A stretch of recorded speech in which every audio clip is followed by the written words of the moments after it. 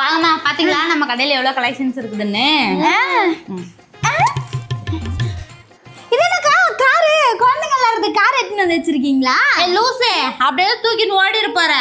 இதுவும் பட்டாசு தான், பத்த வச்சா வெடிச்சிரும். இது என்னக்கா மயில் பட்டாசு? ஆமாண்ணா இது மயில் பட்டாசு தான். இது பத்த வச்சா மயில் தோகையை விரிக்கிற மாதிரி விரிக்கும்.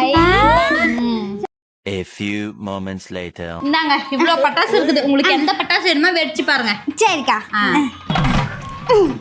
நான் அடிக்கிறேன். இந்த வெரி வெரி.